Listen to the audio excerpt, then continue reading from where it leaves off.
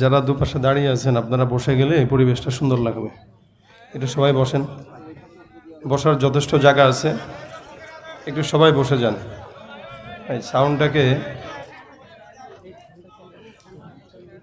একটু হালকা রিভাব রাখেন, টোটাল আউটপুট বাড়ান। হ্যাঁ, যারা দাঁড়ানো আছেন দুপাশে এরা সবাই বসেন, কেউ দাঁড়িয়ে থাকবেন না, বসেন ভাই, এই সাইড থেকে বসেন, পরিবেশটা সুন্দর করেন। যারা দাঁড়ানো সবাই বসবে, এই যে এই বাম পাশে, এই পাশে ভাইরা বসতে হবে।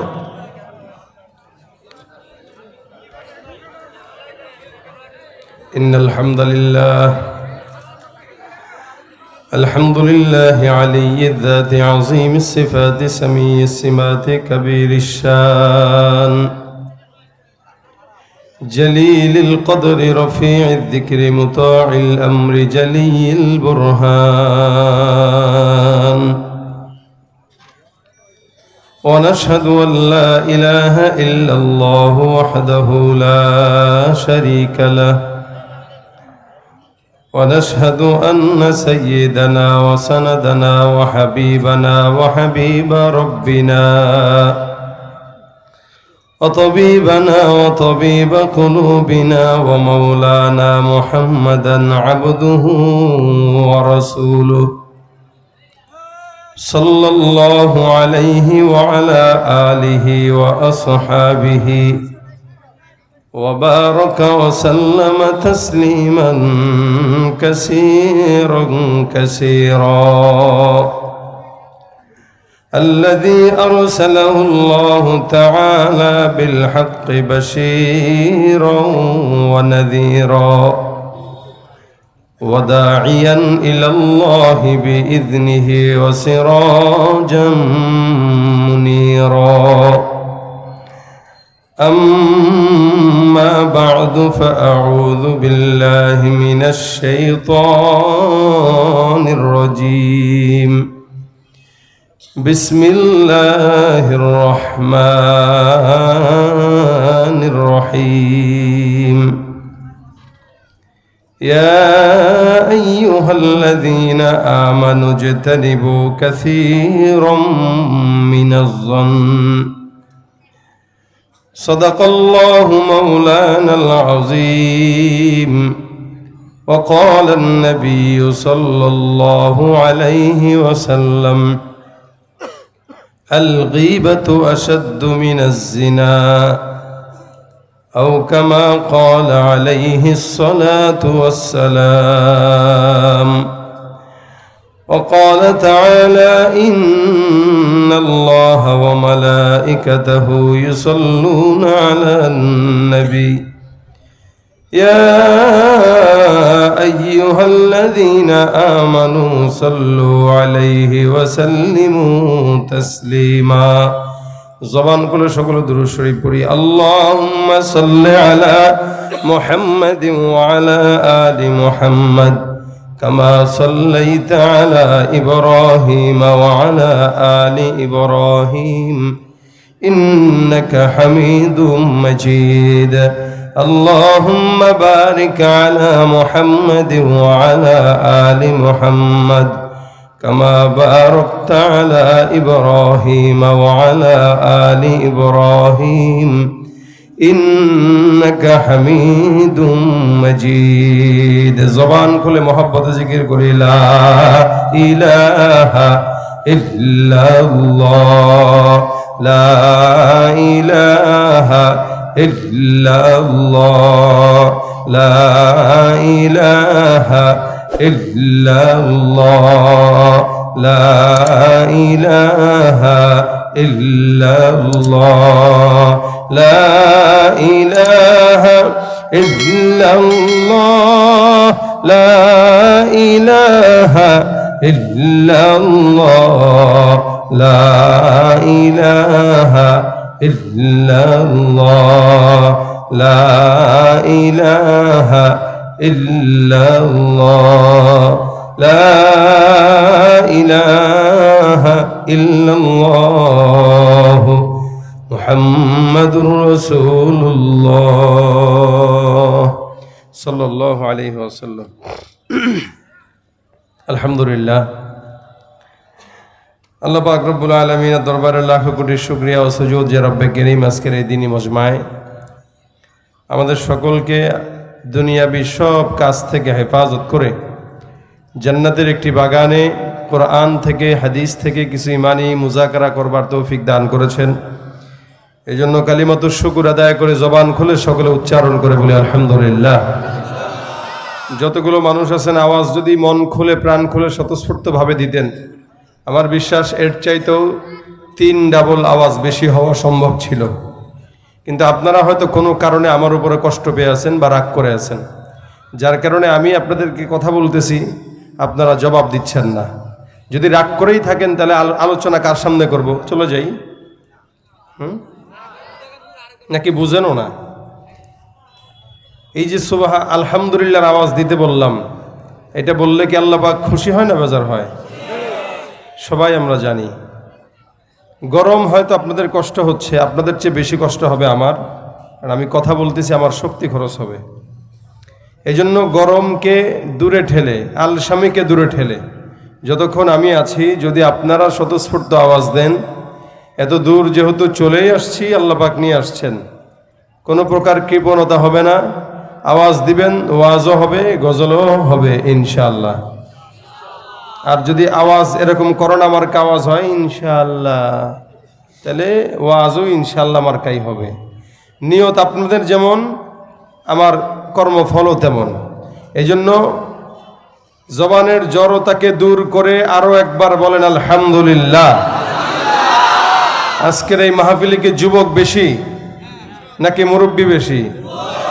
এই যুবক, এই এলাকার যুবকগুলা সব শরীফা মার্কা যুবক। হ্যাঁ হ্যাঁ হ্যাঁ, সব শরীফা মার্কা যুবক। আওয়াজে তাই বলতেছে, নয়তো যুবকরা তো 10 জন দাঁড়ায় থেকে বলার কথা ছিল যে আমরা যুবকরা বেশি। যুবক বেশি না মুরব্বী বেশি? তাহলে এই কথা আমার 2 বার খোঁচানো লাগলো কেন? জবান খুলে তাকবীর দিবেন, আমি পরীক্ষা করব আজকের মাহফিলে মুরব্বীর সংখ্যা কি বেশি নাকি জওয়ানের সংখ্যা বেশি। এটা তাকবীরের ধ্বনির মাধ্যমে প্রকাশ হবে ইনশাআল্লাহ। আমি প্রথমে নারায়ে তাকবীর বলবো, যারা মুরব্বী আছেন তারা আল্লাহু আকবার দিবেন। তারপরে নারায়ে তাকবীর বলবো, যারা জওয়ান আছেন তারা আল্লাহু আকবার দিবেন। এখন মুরব্বী কারা, জওয়ান কারা বুঝবেন কিভাবে? কারা কারা জওয়ান হাতটা তুলে দেখান। জওয়ানরা হাত তুলছেন তো? অনেক মুরব্বীরাও হাত তুলছে মনে হচ্ছে, হাত নামান। আজকের মাহফিলে মুরব্বী কারা, জওয়ান কারা পার্থক্য করায় দিচ্ছি। এখানে এই মজলিসে যারা যারা বিবাহ করেছেন এরা সব মুরব্বী, আর যারা বিবাহ করেন নাই সব জওয়ান পোলাপান, ঠিক আছে? এখন হাত তুলেন, কারা কারা বিয়ে করেছেন হাত তুলেন। আমি আছি, টেনশনের কোনো কারণ নাই, আওয়াজ হবে অর্থাৎ খেলা হবে। কথা বলেন ঠিক কিনা? নারায়ে তাকবীর। শুধু মুরব্বীরা, কোনো পোলাপানরে আমরা খেলায় ডাকি নাই।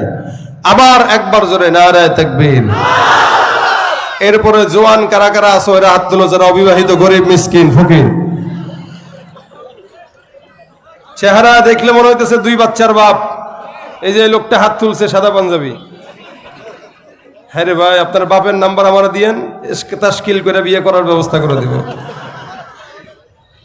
শোনেন, অবিবাহিতরা হাত তুলছেন, তাকবীর কি আমাদের চেয়ে বেশি হবে না কম হবে? জোরে নারায়ে তাকবীর। আরো জোরে নারায়ে তাকবীর। আল কোরআনের সৈনিক আমি, নেই তো কোনো ভয়, এক আল্লাহর গোলাম আমি, এই তো পরিচয়।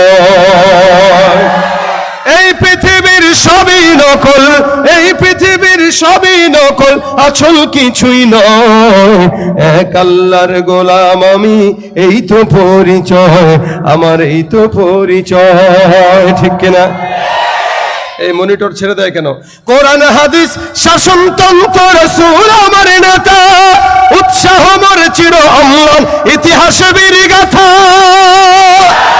এক আল্লাহ ছাড়া আমার দিলে, এক আল্লাহ ছাড়া আমার দিলে নেই তো কারো ভয়, এক আল্লাহর গোলাম আমি, এই তো পরিচয় আমার, এই তো পরিচয়। আল কোরআনের সৈনিক আমি, নেই তো কোনো ভয়, নয়, এক আল্লাহর গোলাম আমি, এই তো পরিচয় আমার, এই তো পরিচয়। ঠিক কিনা? আমরা কার গোলাম? সবাই আল্লাহর গোলাম। আল্লাহ আমাদের কবুল করুক, বলেন আমিন। আজকের এই প্রোগ্রামটা ওয়াজ মাহফিল যে সমস্ত যুবক ভাইরা, ছাত্র ভাইরা করেছে, এই ওয়াজ আজকের নতুন বিষয় নয়, এটা দুনিয়ার শুরু লগ্ন থেকেই আল্লাহ পাক তার বান্দাকে ওয়াজ করে আসছেন। এই জন্য আল্লাহ পাক রব্বুল আলামিন কোরআনে বলেন স্পষ্ট, ইন্নাল্লাহা নি'ম্মা ইয়াইযুকুম বিহি।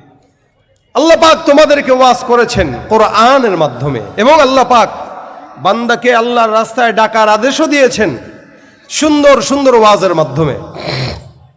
আল্লাহ পাক রাসূল করিম সাল্লাল্লাহু আলাইহি ওয়াসাল্লামকে বলেন, উদউ ইলা সাবিলি রাব্বিকা বিল হিকমাতি ওয়াল মাউইযাতিল হাসানা। নবী, আপনি আপনার উম্মতদেরকে হিকমত এবং সুন্দর ওয়াজের মাধ্যমে ডাকেন। এটা আল্লাহর তরফ থেকে এই ওয়াজ দুনিয়া শুরু থেকে নিয়ে এখন পর্যন্ত চলে আসতেছে। যাদের কাছে ওয়াজ ভালো লাগে না, কিন্তু পয়লা বৈশাখের অনুষ্ঠান মজা লাগে, এরা আর যাই হোক মুসলমান দাবি করতে পারে কিন্তু হতে পারে না। গানের কনসার্টে তাদের যেতে মজা লাগে। ঢাকা শহরে কোন কোন দেশ থেকে শিল্পী আসে, জড়ায় ধরে আই লাভ ইউ বলতেও দ্বিধা লাগে না। কিন্তু কোরআনের মজলিসে আসলেই এদের পেটে ব্যথা, মাজায় ব্যথা আর মাথা ব্যথা শুরু হয়ে যায়। সারা বছর নামাজের খবর নাই, রমজান আসলেও নামাজ তো পড়েই না, হাত্তাকে রোজাটা পর্যন্ত রাখে না। দেখবেন সারাদিন গুড়গুড় করে ঘুরে বেড়াবে, আর চায়ের দোকান পাইলে পর্দার সাথে চা আর বিস্কুট খাবে। কি ব্যাপার, রোজা রাখো নাই কেন? কয় গ্যাস্ট্রিকের প্রবলেম। তা নামাজ পড়ো না কেন? প্যান্টের প্রবলেম। একটা না একটা প্রবলেম তার শয়তান লাগায় রাখছে। আচ্ছা, একটা ছোট বাচ্চা, এর প্যান্টে ঝামেলা হইলে মানা যায়। যার ঘরে 1.5-2 বছরের বাচ্চা আছে, সারাদিন প্যাম্পাস না পরায় রাখলে সমুদ্র বানায় দেয়। হালতটা এরকম না? প্যান্ট তার না পাক থাকতে পারে, কিন্তু 40 বছরের বুড়া দামরা যদি বলে আমার প্যান্টে সমস্যা, এটা তো মানা যায় না। এজন্য যারা বলে প্যান্টে সমস্যা, এদেরকে ফার্মেসি থেকে মাপ অনুযায়ী প্যাম্পাস পরায় দিবেন, যাতে করে প্যান্টটাকে না পাক করতে না পারে। ঠিক কিনা বলেন? তুমি রমজান এলে রাখো না রোজা, দিনকে করো আঘাত, পয়সা কড়ির নেই তো অভাব, দাও না তো যাকাত। ইমানদারির বড়াই করো, নেই তোমার ইমান, তুমি ইমানদারির বড়াই করো, নেই তোমার ইমান, তুমি কেমন মুসলমান, তুমি কেমন মুসলমান? কথা কয় না? নামাজের সাথে নাই পরিচয়, মানো না কোরআন, নামাজের সাথে নাই পরিচয়, মানো না কোরআন, তুমি কেমন মুসলমান, তুমি কেমন মুসলমান, তুমি কেমন মুসলমান, তুমি কেমন মুসলমান? ঠিক কিনা?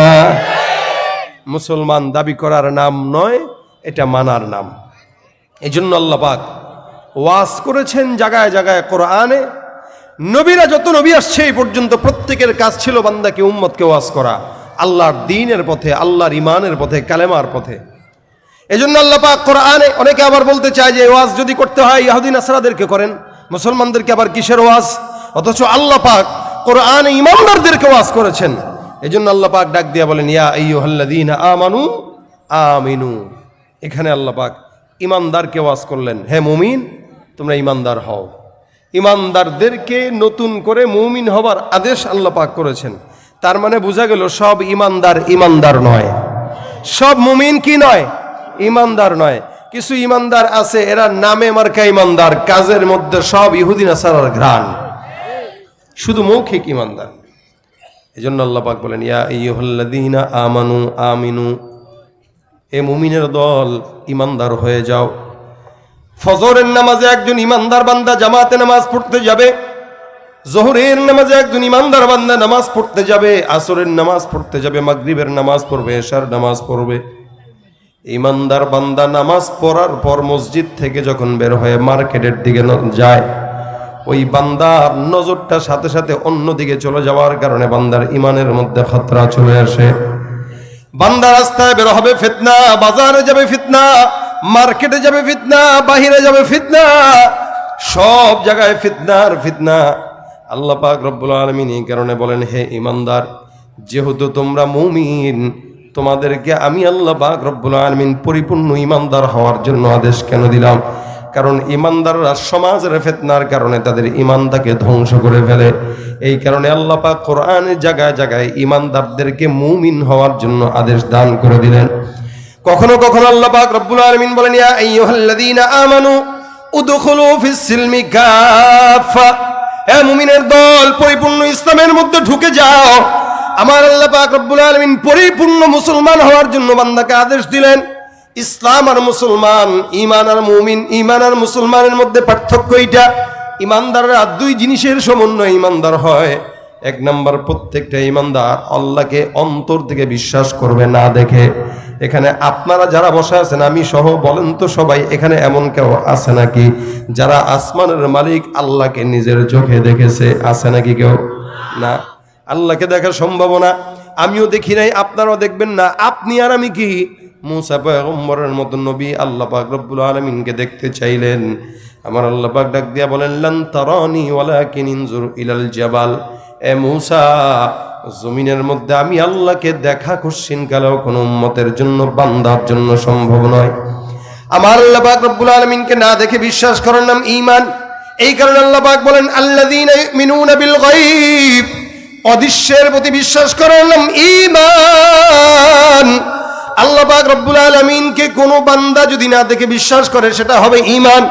আমরা জানি আসমান বানাইছেন আল্লাহ, জমিন বানাইছেন আল্লাহ, পাহাড় বানাইছেন আল্লাহ, সমুদ্র বানাইছেন আল্লাহ। যা কিছু নজরে পড়ে এগুলো আমরা বিশ্বাস করি আল্লাহ বানাইছেন।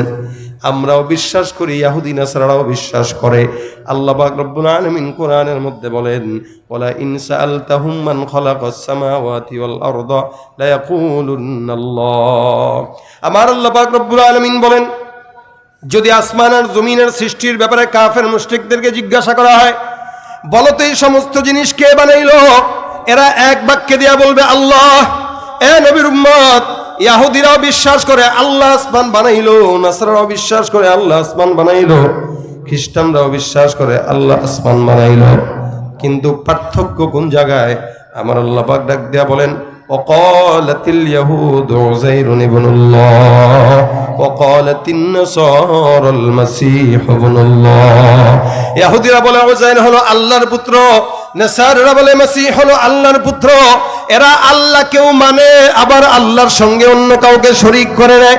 আর আমরা যারা ঈমানদার আছি, আমরা বলি কুল হুয়াল্লাহু আহাদ আল্লাহুস সামাদ লাম ইয়ালিদ ওয়া লাম ইউলাদ ওয়া লাম ইয়াকুল লাহু কুফুয়ান আহাদ।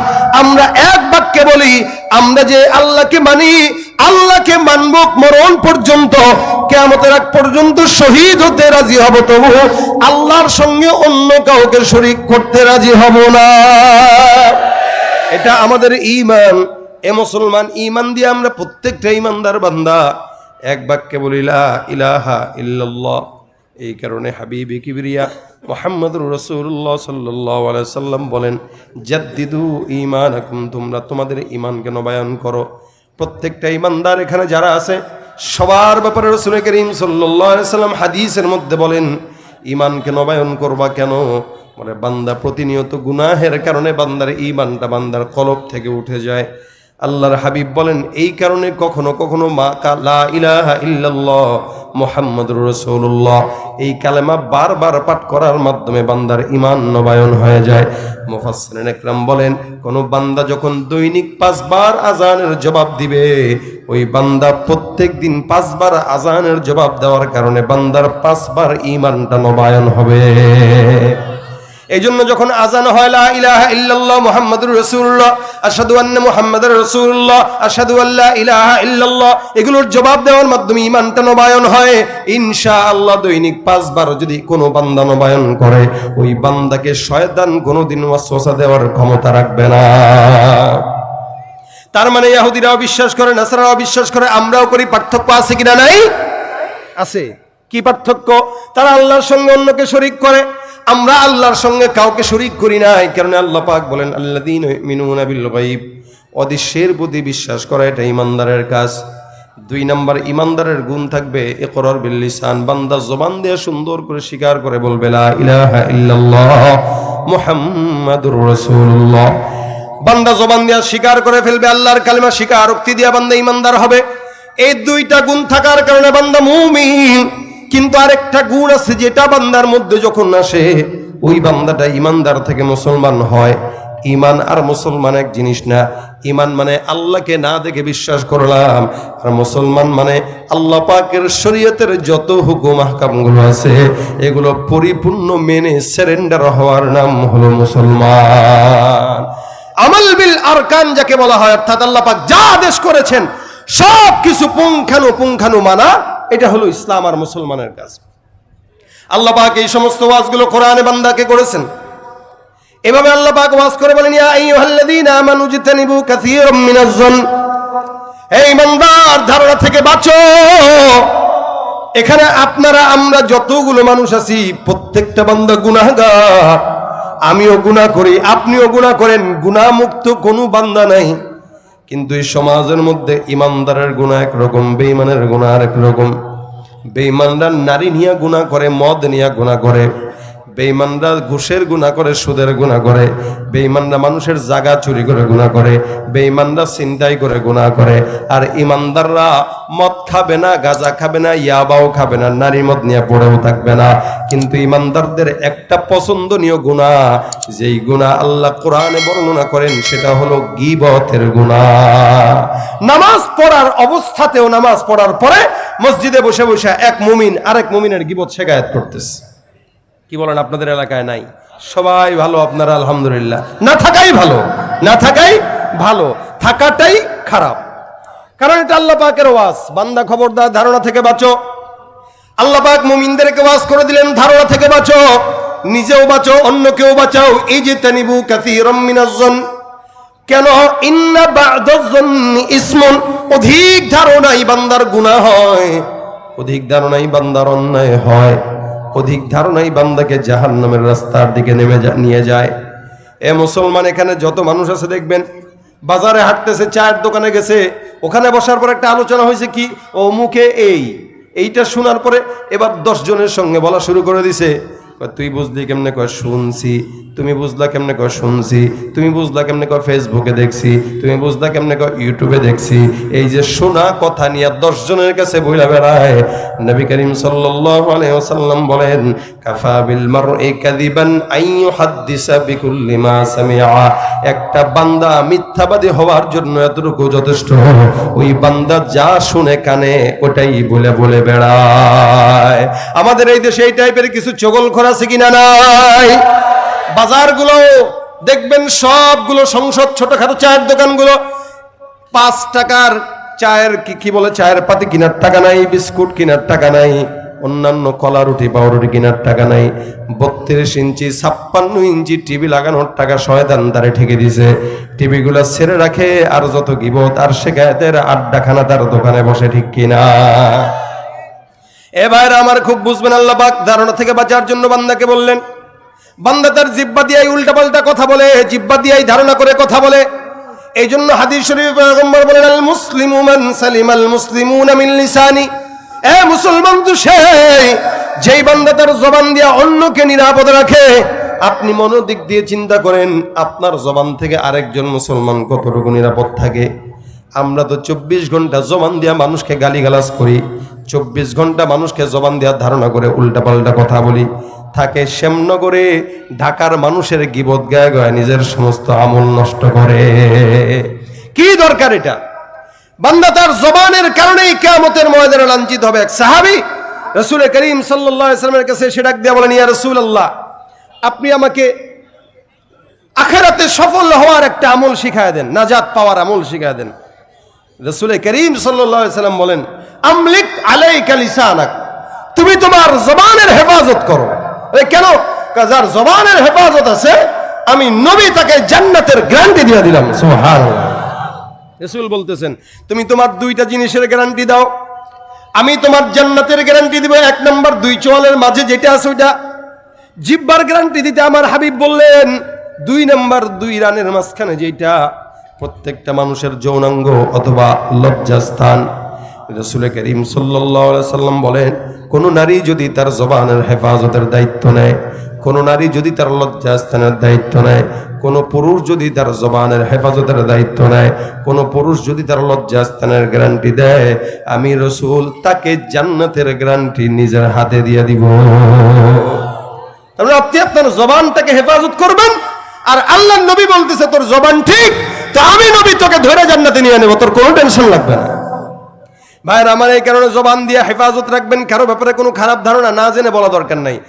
এই মাদ্রাসার মুহতামিম কি করছে, ওই মাদ্রাসার মুহতামিম কি করছে, মসজিদের ইমাম সাহেব কি করছে, মসজিদের খতিব সাহেব কি করছে, সাইদ আহমদ কি করছে, অথবা এলাকার চেয়ারম্যান কি করছে, অথবা ঢাকার কোনো বক্তা কি করছে, সারাদিন খালি মানুষের দোষগুলা গোপনে গোপনে তালাশ করে করে ফেসবুকে লেখালেখি, ইন্টারনেটে দেওয়া দিই, লিঙ্ক শেয়ার করা করি, এটাই তো আমাদের সমাজের কালচার হয়ে গেছে, ঠিক কিনা জোরে বলেন?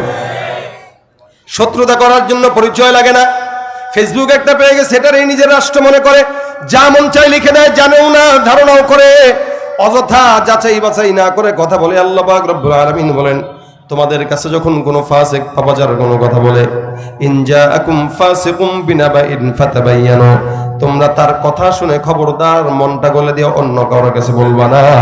কোন পাপাচার যখন তোমাদেরকে কোনো কথা বলবে, তখন তোমরা ওই কথাটা যাচাই বাছাই করবা, আসলেই সত্য নাকি মিথ্যা।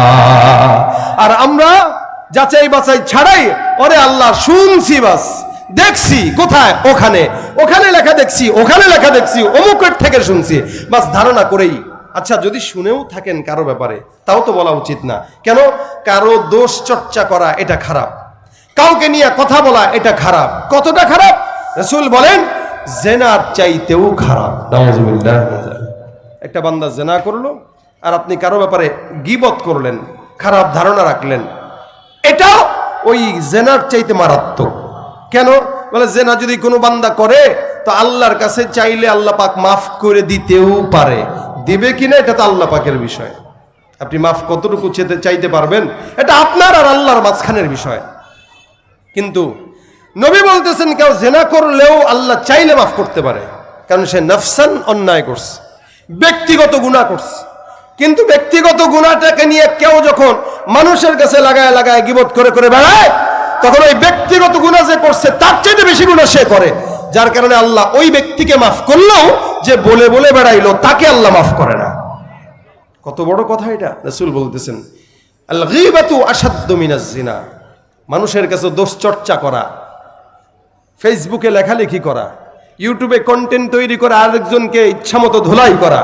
বর্তমানে তো এখন কন্টেন্ট ক্রিয়েটররা বের হয়ে গেছে, এদের কাজই হইল কে ঘরের ভিতরে পাত দিল ওইটাও কেউ ফেসবুকে এনে মানুষের সামনে প্রচার করা, এবং এটাকে ইবাদত মনে করতেছে। কিসের আলেম কিসের জালেম, সবার হালও দেখ। নিজের ভিতরে গুনাহের অভাব নাই, নিজের দোষের অভাব নাই, আরেকজনের দোষ তালাশ করতে আমরা ব্যস্ত। যার কারণে আরেকজনের দোষ যখন তালাশ করতেছি, আমার সব নেকিগুলো তার কাছে চলে যাচ্ছে, আর তার গুনাহগুলো আমার কাছে চলে আসার কারণে দেখা গেছে সে জান্নাতি হয়ে গেছে, আমি জাহান্নামের দরজায় হাউ হাউ করে কাঁদতেছি। ভাই, খুব মনোযোগের সাথে শুনে নেই কথাগুলা। রাসূল করিম সাল্লাল্লাহু আলাইহি ওয়াসাল্লাম হাদিসে বলেন, এক বান্দার ব্যাপারে রাসূল হাদিস শরীফে ঘটনা বর্ণনা করেন। এই বান্দা জান্নাতি হয়ে গেল, আল্লাহ পাক তাকে বলল, যাও জান্নাতে ঢুকে যাও। ওই ইমানদার বান্দা সুন্দর করে জান্নাতের কিনারায় যাবে, জান্নাতের কিনারায় যায় জান্নাতে ঢুকতে যাবে, পিছন থেকে একজন বান্দা কলার চেপে ধরে বলবে, বান্দা কই যাও? বলে, যে দেখো জান্নাতের টিকিট নিয়ে আসছি, জান্নাতে ঢুকবো। নবী করিম সাল্লাল্লাহু আলাইহি ওয়াসাল্লাম বলেন, যদি জান্নাতে ঢুকতে হয়, ওই বান্দা এখন পিছন থেকে ডাক দিয়া বলবে, জান্নাতে যদি ঢুকতে হয় আমার সঙ্গে কিছু মুআমালা আছে, মুআমালাগুলো ক্লিয়ার করে নাও, তারপরে জান্নাতে ঢুকে যাও। আল্লাহর বান্দা জান্নাতে যে যাবে, সে ডাক দিয়া কয়, এটা আবার কি ধরনের কথা? জান্নাতের নিয়ামত হয়ে গেল, টিকিটও পেয়ে গেলাম, তুমি আবার কে? পিছন থেকে বান্দা ডাক দিয়া বলবে, আমি তোমার সঙ্গে কিছু পাওনাদার আছি, আজকের পাওনাদার গুলো মিটা দেওয়া না পর্যন্ত জান্নাতে প্রবেশ করার মতো যোগ্যতা তোমার নাই। জান্নাতওয়ালা বান্দা ডাক দেয়া বলবে, আল্লাহ তুমি তো জান্নাতের টিকিট দিয়ে দিছো, জান্নাতে ঢুকতে গেছি, এখন এই বান্দা কেন আমাকে নিষেধ করে? আমার আল্লাহ পাক ডাক দেয়া বলবে, কেন নিষেধ করে এটা তুমি না জানো, আমি কি জানি? আমি তো আমার সব হক মাফ করে দিলাম। ওই বান্দা ডাক দিয়া বলবে আল্লাহ তুমি একটু দেখো। আল্লাহ বলবেন না না, আমার সমস্ত অন্যায় যেগুলো আমার জন্য করছো ওগুলো মাফ করে দিলাম, বাকি যেই অন্যায়গুলো বান্দার সঙ্গে করছো ওইটা বান্দার হক। মনে রাখবেন হক দুই প্রকার, হুকুকুল্লাহ, হুকুকুল ইবাদ। আল্লাহর হক যদি কোনো বান্দা নষ্ট করে আল্লাহ পাক মাফ করে দেয়, বান্দার হক নষ্ট করা বান্দাকে আল্লাহ পাক কোনোদিন মাফ করে না যতক্ষণ ওই বান্দা নিজে মাফ না করে।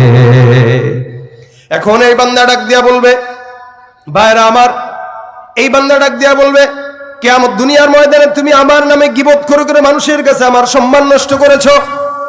আজকে 20টা নেকির কারণে আমি জান্নাতে যেতে পারতেছি না। যেহেতু জমিনের মধ্যে তুমি আমার সম্মান নষ্ট করলে, আজকে 20টা নেকি আমাকে দাও, তারপরে জান্নাতে যাও। এই বান্দা ডাক দিয়া বলবে আমার নেকি এখন কানায় কানায় ভরপুর, এখান থেকে কমে যাওয়া মানে জান্নাত মিস করা। ভাই আল্লাহর রাস্তায় মাফ করে দে। ওই বান্দা বলবে না না, জমিনের মধ্যে সবর করছি, ধৈর্য ধরছি, আজকে মাফ করার মতো কোনো সুযোগ নাই। স্পষ্ট জান্নাতি বান্দা যে জান্নাতে ঢুকে যাবে, ওই বান্দাটা এই বান্দাকে 20টা নেকি দিয়ে এখন সে হয়ে যাবে খালি। আর যেই বান্দাটা স্পষ্ট জাহান্নামের আসামি, আল্লাহর হাবিব বলে ওই বান্দা তার থেকে 20 নেকি নিয়ে সোজাসুজি আল্লাহর জান্নাতে ঢুকে যাবে, আর ওই বান্দাটা আল্লাহর জাহান্নামে চলে যাবে। শুধুমাত্র গীবতের গুনাহের কারণে একজন ইমানদারের সমস্ত অন্যায়গুলো নষ্ট হয়ে বান্দা জাহান্নামের আসামি হবে। আপনি আমি দুনিয়ার জমিনে বিশাল বড়, নিজেকে অনেক বড় মুসলমান দাবি করি, এই জন্য আরেক মুসলমান ভাইকে খারাপ লাগে, যার কারণে তাকে জায়গায় জায়গায় গালিগালাজ করি, আরেক মুসলমানকে নিয়ে কটূক্তি করি, আরেক মুসলমান ভাইকে নিয়ে এলাকার মধ্যে বদনাম রটাই, আরেক মুসলমান ভাইকে যদি অন্যায়ভাবে কোনো দোষ পাই এটা সারা দুনিয়ার মানুষকে বলে বলে বেড়াই। অথচ পয়গম্বর বলেন আল মুমিনু মিরআতুল মুমিন, আয়না যেরকম একজন ইমানদার একজন মানুষের সমস্ত দাগগুলো গোপন রাখে, ঠিক একজন ইমানদারও তেমন ভাবে আরেকজন ইমানদারের দোষ গোপন রাখবে। আয়না যেভাবে মানুষ আয়নার সামনে দাঁড়ায়, আমাদের আয়না যদি কথা বলতে পারতো তাহলে এদেশের মা বোনেরা যেভাবে মেকআপ দিয়া রাস্তাঘাটে বের হয়, বিয়ের অনুষ্ঠানে যায়, আয়না কথা বলতে পারলে দৌড় দিয়া বলতো ভাই এটা যেই সৌন্দর্য দেখতেছেন এগুলো সব হইলো আটা ময়দার বরকত, এর কোনো সৌন্দর্য নাই। কি বলেন ঠিক না? যদি আয়না কথা বলতে পারতো, প্রত্যেকটা মহিলা যারা মেকআপ করে এদের বিরুদ্ধে মানুষের কাছে বলে বলে বেড়াইতো, কিন্তু আয়না চুপ থাকে। কোনো মানুষের দোষ আয়না গোপন রাখে, প্রকাশ করে না। রাসূল বলেন একজন ইমানদার ঠিক তেমনি ভাবে আরেকজন ইমানদারের আয়না স্বরূপ, সেও কারো দোষ গোপন করবে না, জবানকে সংযত করে আল্লাহর কাছে বলবে আল্লাহ আমি আমার নিজের চিন্তা করবো। নাফসাক, হযরত ওমর বলেন তুমি তোমার নফসকে আগে প্রশ্ন করো যে তুমি কতটুকু ভালো, তুমি কতটুকু ভালো সেটা হিসাব নাও, তারপরে অন্যের তলা দেখো। এই জন্য সিদ্দিক আকবর আবু বকর মাঝে মাঝে জিহ্বাটাকে শাসা দিতেন। আবু বকর সিদ্দিক একবার জিহ্বাটাকে বের করে ডানে দেন, বামে নেন, সামনে নেন, পিছনে নেন, টান দিয়ে মুখ থেকে এই পর্যন্ত বের করে জিহ্বাকে আঘাত দেয়। এক সাহাবী পাশ থেকে দেখে আর আবু বকরকে ডাক দিয়ে বলে আবু বকর তুমি বারবার জিহ্বাটাকে বের করে করে ডানে নাও, বামে নাও, সামনে নাও, পিছনে নাও, কি কারণ? আবু বকর সিদ্দিক রাদিয়াল্লাহু তাআলা আনহু বলেন জিহ্বাটাকে শাসাইতে যে কারণ হলো এই জমিনের মধ্যে আমি যত মানুষকে বিপদের মধ্যে পড়তে দেখলাম, এই জমিনে যত মানুষকে লাঞ্ছিত হতে দেখলাম, এদের সব মানুষের একটাই কারণ, তাদের জিহ্বার কোনো গ্যারান্টি নাই। যখন যা মন চায় কথা বলে, যখন যা মন চায় উল্টা পাল্টা বকে। দেখবেন মূর্খরা কথা বলে বেশি, জ্ঞানীরা কথা বলে কম, ঠিক কিনা? জ্ঞানী মানুষ চুপ থাকে, কথা বলে কম, কারণ কথা এটা দামি জিনিস। এটা যখন ভিতরে থাকে স্বর্ণের মতো দামি থাকে, যখন বের হয় হয়তো হালত দুইটা, হয়তো সুঘ্রাণ ছড়ায় নয়তো দুর্গন্ধ ছড়ায়। অধিকাংশ মানুষের কথা থেকেই দুর্গন্ধই ছড়ায়, সুগন্ধি ছড়ায় না। এই জন্য হয়তো চুপ থাকা, নয়তো কথা বললে ভালো কথা বলা, এমন কোনো কথা না বলা যে কেউ হতাশ হয়ে যাচ্ছে, এমন কোনো কথা না বলা যে কেউ কষ্ট পাচ্ছে। আমার জবান থেকে যেন কোনো মুসলমান কষ্ট না পায়, এটা রাসূলের আদেশ। আল্লাহ পাক ডাক দেয়া বলতেছেন ইজতানিবু কাসীরাম মিনাজ-যন, ধারণা থেকে বাঁচবা। ইন্না বা'দাজ-যন্নি ইসমুন ওয়া লা তাজাসসু ওয়া লা ইয়াগতাব বা'দুকুম বা'দা।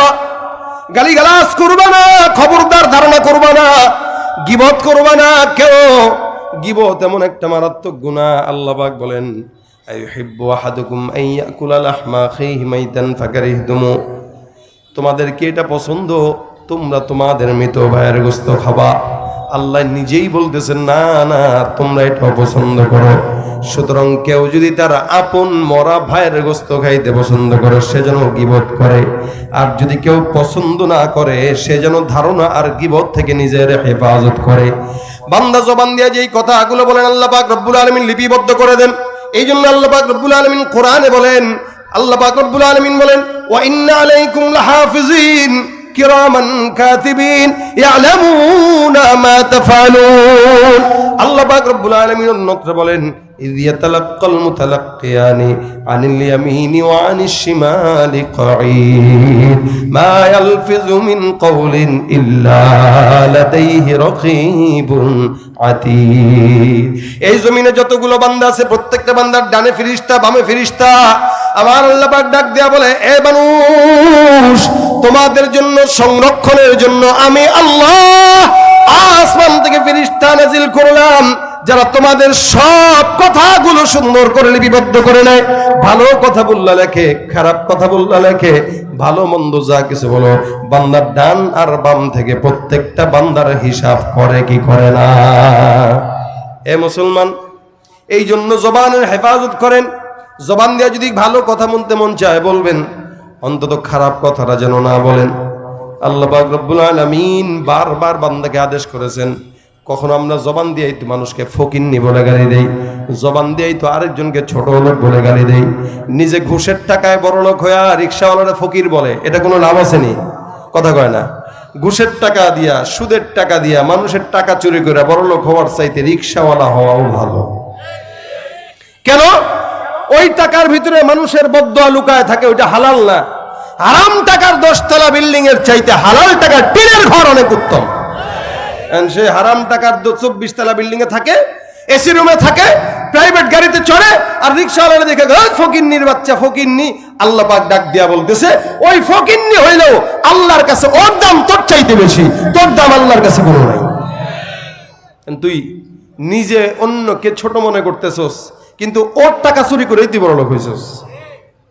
এই জন্য কোনো কম যেন কোনো কমকে গালি না দেয়। ইয়া আইয়ুহাল্লাযীনা আমানু লা ইয়াসখার কওমুম মিন কওমিন আসা আন ইয়াকুনু খায়রাম মিনহুম ওয়ালা নিসাউম মিন নিসাইন আসা আন ইয়াকুননা খায়রাম মিনহুম ওয়ালা তালমিজু আনফুসাকুম ওয়ালা তানাবাজু বিল আলকাব। সমাজের ভিতরে পুরুষ যারা আছে, একদল পুরুষ আরেক দল পুরুষকে গালিগালাজ করে, একদল পুরুষ আরেক দল পুরুষকে রাজনৈতিক দল করতে যায় গালিগালাজ করে। আমার আল্লাহ ডাক দেয়া বলে, কোনো কম যেন কোনো কমকে গালি না দেয়, কোনো জাতি যেন কোনো জাতিকে গালি না দেয়। কেন? হতে পারে তোমরা যেই জাতিকে গালি দিলা, ছোট মনে করলা, আল্লাহর দরবারে ওই ছোট লোক জাতির সম্মান তোমার চাইতে বেশি। একজন এমপি মন্ত্রী যত বড় হোক, কোটিপতি হোক, রিক্সাওয়ালার যদি ঈমান থাকে, ঈমানদার রিক্সাওয়ালার দাম কোটিপতি এমপি মন্ত্রীর চাইতে আল্লাহর কাছে বেশি। কোটিপতি এমপি যদি মনে করে আমি তো এমপি, আমি তো দুনিয়াতে কত সম্মান, আল্লাহ কত সম্মান দুনিয়াতে আছে, জান্নাতে আর ফেরেশতার কাছে কোনো সম্মান নাই। এজন্য কেউ যেন কাউকে ছোট মনে না করে, ছোট চোখে না দেখে। এমনকি মহিলাদেরকে আল্লাহ পাক রব্বুল আলামিন আদেশ দিয়েছেন, কোন মহিলা তুমি তোমার স্বামীর অহংকারে অহংকারিত হয়েও না, অন্য মহিলাকে ছোট মনে করো না। মা বোনরা তো এরকমই, যদি স্বামী খালি একটু চেয়ারম্যান হয়, আরে খাইছে, চেয়ারম্যানের ভাব যা তার চাইতে দ্বিগুণ ভাব হলো তার বউর, এমপির যা ভাব তার চাইতে দ্বিগুণ ভাব হলো তার বউর। সুবহানাল্লাহ। বাস একটা একটা ছোট লোক এন তেন করে বাস গালিগালাজ করতেছে। এই জন্য মহিলাদেরকে আল্লাহ পাক স্পষ্ট আলাদা ভাবে আদেশ করেছেন, ওয়ালা নিসা উম্মিন নিসা আসা আইয়াকুন্না খায়রাম মিনহুম। কোন মহিলাও যেন কোনো মহিলাকে খারাপ কথা না বলে। কেন? হতে পারে এই মেয়েটার চাইতে ওই মেয়েটা যাকে খারাপ বলতেছে সে আল্লাহর দরবারে প্রিয়। আপনি আমাকে 1000 গালি দিতে পারেন, অথবা আমি আপনাকে 1000 গালি দিতে পারি, কিন্তু আমিও জানি না আপনি আল্লাহর কাছে বেশি প্রিয়, না আপনিও জানেন না আমি আল্লাহর কাছে বেশি প্রিয় কিনা। এমনও হতে পারে আমি যে আপনাকে গালি দিতেছি আমার চাইতে আপনি আল্লাহর কাছে প্রিয়, আমি আল্লাহর কাছে প্রিয় না। আবার এমনও হতে পারে আপনি আমাকে গালিগালাজ করে জাহান্নামের চৌরাস্তায় পাঠিয়ে দিলেন, আপনার চেয়ে আল্লাহর কাছে আমার দাম বেশি। হইতে পারে কি পারে না? এই জন্য কারো ব্যাপারে কোনো মন্তব্য না। আল্লাহ পাক ডাক দেয়া বলেন, ওয়ালা তালমিজু আনফুসাকুম, ওয়ালা তানাবাযু বিল আলকাব, তোমরা কেউ কাউকে দোষারোপ করবা না, কেউ কাউকে ছোট মনে করবা না, কেউ কারো প্রতি ইলজাম দিবা না, খবরদার ভিন্ন কোনো নামে ডাকবা না। এলাকার কিছু মানুষ আছে একজন আরেকজনকে ভিন্ন নামে ডাক দেয়। মনে করেন একজনের নাম আব্দুর রহমান, একটু মোটা হওয়ার কারণে আপনি তারা মুটকো বলে ডাক দেন, আছে কি নাই?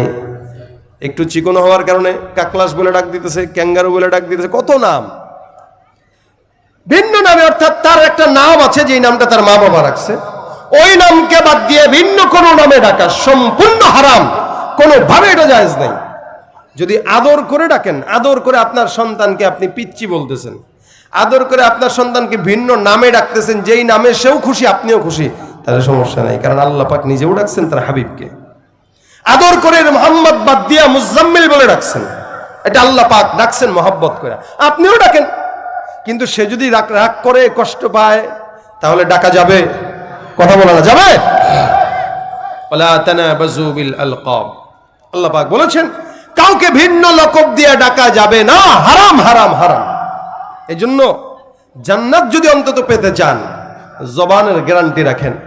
উল্টা পাল্টা ফেসবুকে লেখালেখি করে, উল্টা পাল্টা ফেসবুকে গালিগালাজ করে, উল্টা পাল্টা আরেকজনের বিরুদ্ধে এলাকার ভিতরে সুনাম বদনাম রটিয়ে নিজের আমলনামা নষ্ট করা ছাড়া আর কোনো ফায়দা নেই, আল্লাহর কসম কোনো ফায়দা নেই। আপনি কারো গীবত করলেন মানে কি জানেন? আপনার কষ্টের নামাজ, আপনার কষ্টের হজ, আপনার কষ্টের যাকাত, আপনার কষ্টের সাদাকা, সব কিছুর আমলনামা তার কাছে দিলেন আর তার সমস্ত গুনাহ আপনার কাছে নিলেন। এর চাইতে কোনো ফায়দা আর বেশি কিছু নাই, এটাই ফায়দা। এখন আপনি বুঝবেন এটা কি ফায়দা নাকি ক্ষতি? ক্ষতি না? নিজের এমনিও ইবাদত কম, নামাজ কালাম পড়ি কোনো মতে, ঠিক মতো ইবাদত করতে পারি না, ঠিক মতো জিকির আজকার করতে পারি না, তালিম তরবিয়তেও নাই, এরপরেও যদি যতটুকু আমল আখলাক হয় এটা যদি আবার এভাবে নষ্ট করি, এর চাইতে খারাপ আর কোনো কিছু হয় না। এই কারণে কারো ব্যাপারে বলার আগে যাচাই বাছাই করা। যদি কেউ যদি আপনার সামনে বা আপনার অগোচরে কোনো দোষ করে তাহলে কি করণীয়? আল্লাহ পাক শিখিয়ে দিয়েছেন, ইন্নামাল মুমিনুনা ইখওয়া ফাআসলিহু বাইনা আখাওয়াইকুম ওয়াত্তাকুল্লাহ। আল্লাহ পাক বলেন প্রত্যেকটা মুমিন তোমরা ভাই ভাই, তোমরা ভাই ভাই। কেউ যদি তোমাদের সামনে অন্যায় করে তোমরা ফাআসলিহু বাইনা আখাওয়াইকুম, তোমরা তোমাদের ভাইদের মাঝে ইসলাহ করে দাও, সংশোধন করে দাও। আপনি সংশোধন করবেন কিভাবে? তাকে ফোন দিবেন ব্যক্তিগতভাবে। বর্তমান ফোনের জামানা, ইউটিউব ফেসবুকের জামানা, মেসেঞ্জারের জামানা, হোয়াটসঅ্যাপের জামানা। সুন্দর করে তারা নক দিয়ে বলুন, ভাই শুনলাম আপনার নাকি এটা হয়েছে, একটু বলেন তো কি হয়েছে বলেন। তখন সে আপনাকে ব্যাখ্যা দিবে। আর আপনি শুধুমাত্র শোনা কথা নিয়েই যদি এদিক সেদিক লাগায় বেড়ান তাহলে আল্লাহর কাছে জবাব দিবেন, আমল নামা নষ্ট করবেন। দেখা যাবে আপনি তার আমল নামা নিয়া, তার গুনাহ নিয়া জাহান্নামে, আপনি আর আপনার নেক নিয়া সে জান্নাতে। এই কারণে কারো ব্যাপারে কোনো মন্তব্য খারাপ ভাবে না জেনে করা যাবে? কথা বলা না যাবে করা না। প্রত্যেকটা মানুষ নিয়ত করবেন এটা, এখন থেকে কারো ব্যাপারে কোনো না জেনে মন্তব্য করবো না। কারো ব্যাপারে না জেনে কোনো মন্তব্য, কোনো গীবত শেখায়ত কারো অগোচরে। হ্যাঁ, গীবত করা জায়েজ দুই কারণে। এক নম্বর, হয়তো এই বান্দাটার দ্বারা কোনো সামাজিক ক্ষতি হচ্ছে। সামাজিক ক্ষতি বলতে ফ্যান্সি ডিলের ব্যবসা করে, অথবা মদের ব্যবসা করে, অথবা গাঁজার ব্যবসা করে, এলাকার যুবকদেরকে নষ্ট করছে। এই লোকের ব্যাপারে একদম ওপেন মানুষের সামনে বলা এটা ইমানের দায়িত্ব, কারণ সে সমাজ নষ্ট করতেছে। দুই নাম্বার, কারো মাধ্যমে যদি ইমানের ক্ষতি হয়, অর্থাৎ সমাজের ভিতরে বেদাত চালু করতেছে, মাজার পূজা চালু করতেছে, অন্যান্য বেদাত চালু করতেছে, ইমান ধ্বংস করতেছে, এই টাইপের কোনো অন্যায় যদি কেউ করে তার ব্যাপারে মানুষকে সতর্ক করার জন্য বলা এটা জায়েজ নয়, বরং ইমানের দায়িত্ব। এর বাহিরে শুধুমাত্র রাজনৈতিক পরিচয়কে কেন্দ্র করে, অথবা দল অন্ধ পরিচয়, দলের পরিচয়কে কেন্দ্র করে, ব্যক্তি পরিচয়কে হিংসাত্মক মনোভাব নিয়ে কারো বিরুদ্ধে কোনো কিছু বলা, তার মানে বুঝবেন আপনার ভিতরে হিংসা কাজ করতেছে, আপনি সঠিক নিয়ত করতেছেন না। যদি আপনার ভিতরে হিংসা নাই থাকতো আপনি তাকে ফোন করে অথবা সরাসরি তাকে সংশোধনের চেষ্টা করতেন। এটাই হবে ইমানদারের পরিচয়। এই কারণে প্রত্যেকটা ভাই এখানে যারা আছি, আজকে থেকে আপনি প্রত্যেকটা ইমানদারকে নিজের আপন ভাই মনে করবেন। হ্যাঁ, আমি বলি তো, গীবত যদি করতেই হয় কোনো ইমানদার ভাইয়ের গীবত করবেন না, নিজের মায়ের গীবত করবেন, নিজের বাপের গীবত করবেন। নিজের মা বাবার গীবত করা এটাও গুনাহ। এটাও জায়েজ না। কিন্তু কেন বলতেছি, আপনি সাতক্ষীরার শ্যামনগর মাটিতে বসে ঢাকার কোনো মানুষের গীবত করলেন, কক্সবাজারের কোনো মানুষের গীবত করলেন, চুয়াডাঙ্গার কোনো মানুষের গীবত করলেন, অথবা উত্তরবঙ্গের কোনো মানুষের গীবত করলেন, ফায়দা কি? যার ছায়াও দেখতে পারেন না তাকে আমলনামা দিয়া জান্নাতে পাঠাইলেন। তার চেয়ে এটা ভালো যে নিজের ঘরের মা যাকে আপনাকে জন্ম দিয়েছে তার গীবত করেন, অন্তত আপনার নেকিটা মায়ের কাছে যাক, মা বিনিময়ে জান্নাত পাক, ঘরের নেকি ঘরেই থাক, মা বাবা জান্নাতে যাক। কি বলেন, ঠিক না? কারণ আপনার এই গীবতের কারণে আপনার বাবা আপনার সওয়াব পাবে, আপনার মা আপনার সওয়াব পাবে, আর আপনি বিনিময়ে তাদের গুনাহগুলো বহন করবেন। আপনি নিজে বিলিয়ে দিয়ে গুনাহ বহন করে মা বাবাকে জান্নাতে পাঠায় আপনি জাহান্নামে যান, তাও তো বলতে পারবেন যে নিজের মা বাবাকে জান্নাতে পাঠাইছে। যার ছায়াও দেখতে পাচ্ছেন না তাকে কি দরকার নিজের খেয়ে নিজের পড়ে তাকে গীবত করে তার সমস্ত নেকিগুলো গুনাহগুলো নিয়ে যাওয়ার? কোনো যুক্তিকতা নাই। এই কারণে যার জবানের হেফাজত আছে, রাসূল বলেছেন তার জান্নাতের গ্যারান্টি আছে। যার জবানের হেফাজত নাই তার জান্নাতের গ্যারান্টিও নাই। এজন্য আজকে থেকে নিয়ত করেন ইনশাআল্লাহ, আমি সহ ব্যক্তিগতভাবে কোনো গীবতের মজলিসে যদি বসি, কেউ যদি গীবত করেই ফেলে, আল্লাহর রাস্তায় বলে দিবেন ভাই দয়া করে গীবত বন্ধ করেন। গীবত কি বলবেন, তার ভিতরে এই দোষ আছে। শুরু করে কিভাবে জানেন? আরে শুনেন, গীবত হয় এরপরেও বলি, শুনেন, আগে বলেই নাই যে গীবত হয় এরপরেও বলি। তা তুমি জানো গীবত হয়, তার বলো কেন?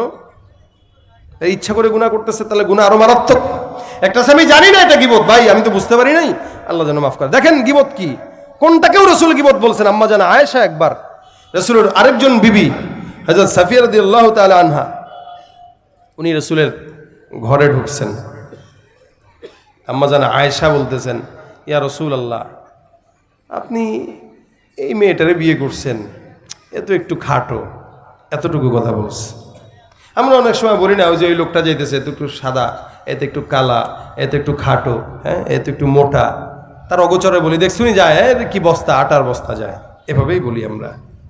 আম্মা জান আয়েশা এভাবেই বলছেন। আর মহিলারা স্বামীর ভাগ কাউকে দিতে চায় না। স্বামীর ভাগের কথা শুনলে তাদের মাথা নষ্ট হয়। এমনকি রাসূল করিম সাল্লাল্লাহু আলাইহি ওয়াসাল্লামের বিবিরাও পর্যন্ত তাদের ভিতরে কখনো কখনো এগুলো দেখা দিত যে রাসূলকে কে কার চেয়ে বেশি পাবে। তারাও তো মানুষ ছিলেন। এখানে আল্লাহর রাসূলের প্রশ্ন, আপনার মতো আমার মতো সৈয়দ আলীদের বিবিরাই তো আমাদের সাথে আরেকজন বউ থাকবে তাদের সাথে। এটা কেউ কি পাড়া দিতেছে নাকি লাইনকে?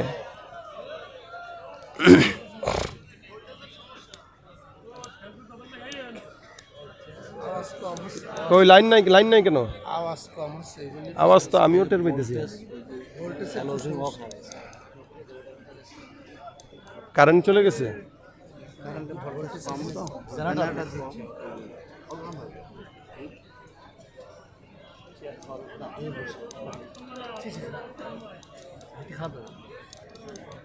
কোথায়?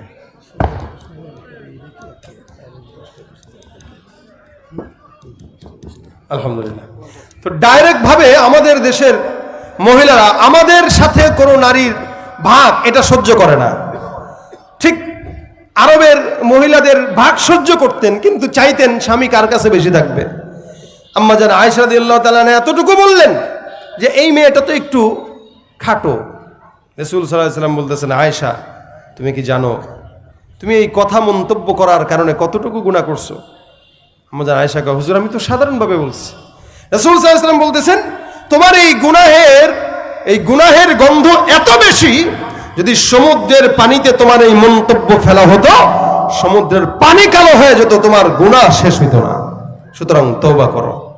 এতটুকুন মন্তব্য, এই মেয়েটা খাটো, এতটুকু মন্তব্য করার কারণে রাসূল বলতেছেন সমুদ্রের পানি কালো হয়ে যেত, দুর্গন্ধ হয়ে যেত। সেখানে আমরা কি পরিমাণে মন্তব্য করি, এটা কিছু থেকে কিছু হইলেই বাস। আর বর্তমান সময়ে তো মাশাআল্লাহ দিলে এখন ওপেন ইন্টারনেটের জামানা, সোশ্যাল মিডিয়ার জামানা। এই জামানায় কোনো শত্রুতা করার জন্য কাছাকাছি লাগে না। আমার জিন্দেগিতে দেখেও নাই, সামনে দেখলে 100 বার সালাম দিবে, পিছন থেকে ঠিকই একটা গালি দিয়ে বসে যায়। আছে না নাই? যত প্রকার শত্রুতা সব ঘরে বৈশা করে, অন্যের ভালো দেখা শুধু হিংসা জইলা মরে। পড়ালেখা কর্মকাণ্ড সবকিছু বাদ দিয়া পিচ্ছি পোলা চালায় ফেসবুক গভীর মন দিয়া। দুই বন্ধুর মাঝে যদি ঝগড়া বিবাদ হয় সরাসরি না কইয়া সব ফেসবুকেতেই কয়।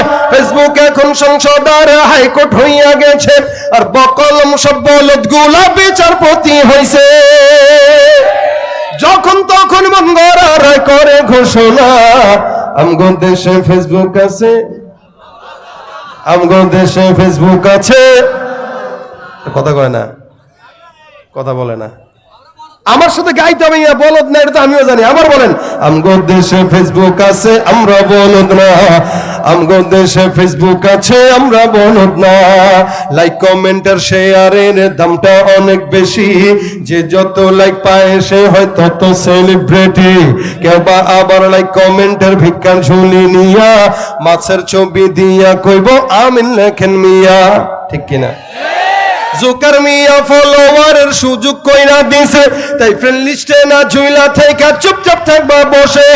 কালা মাইয়া ধলা হইয়া প্রোফাইল না ছবি, সেই ছবি দেখা যুবক গুলা হইতেছে আজ কবি। আসলে তো ফেক আইডি, সব মাইয়ার আইডি না। পোলায় পোলায় চলতেছে প্রেম, নিজেও জানে না। এখন অজানায় করা লাগে না, জেনেই করে।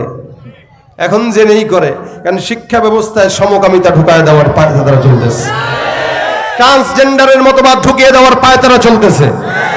এই জন্য যারা আপনার আমার সমাজে ওপেনলি ট্রান্সজেন্ডার হওয়ার কথা আমাদের সামনে প্রকাশ করবে, এক একটাকে ধরে ধরে ট্রান্সজেন্ডার বানিয়ে দিতে হবে। ঠিক কিনা? ধরে।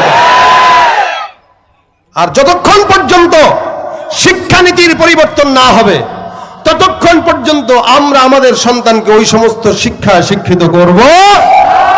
আমগো দেশে ফেসবুক আছে, আমরা বলদ না। আমগো দেশে ফেসবুক আছে, আমরা বলদ না। ডিজিটালে বাংলাদেশে কত কিছু দেখার আছে, দেখতে গেলে শেষ হবে না। অল্প দেখো ভাই, পোলা মাইয়া জওয়ান বুড়া একই রোগে খাইছে ধরা। আধুনিকতার হাওয়া গায়ে লাগছে, তাই যে যাই কিছু বলুক না কেন গায়ে লাগে না। আমরা কিন্তু চালাক জাতি, মোটে ভয় পাই না। আমগো দেশে ফেসবুক আছে, আমরা বলদ না। আমগো দেশে ফেসবুক আছে, আমরা বলদ না। ঠিক কিনা? এই জন্য ফেসবুকে কোনো কিছু দেখে আবার কমেন্টে কয়, ভাই লিঙ্ক দেন, লিঙ্ক। আচ্ছা, লিঙ্ক যে চাইলো আর যে দিল, খুব নেকের কাজ করছে। হ্যাঁ, কথা বলে না, খুব নেকের কাজ করছে। আপনি আরেকজনের গোপন জিনিস দিচ্ছেন, তার সদর আপনি খুলতেছেন। আপনি ঘরে বসা থাকবেন, আল্লাহ আপনার সদর খুলে দিবে। হাদিস শরীফে রাসূল বলেছেন, মান সাতারা মুসলিমান সাতারাহুল্লাহু ইয়াওমাল কিয়ামা। দুনিয়াতে কেউ যদি কারো সতর গোপন রাখে, অর্থাৎ কেউ তার ইজ্জত নষ্ট না করে, সম্মান নষ্ট না করে, কিয়ামতের ময়দানে আল্লাহ তার সম্মান টিকায় রাখবে।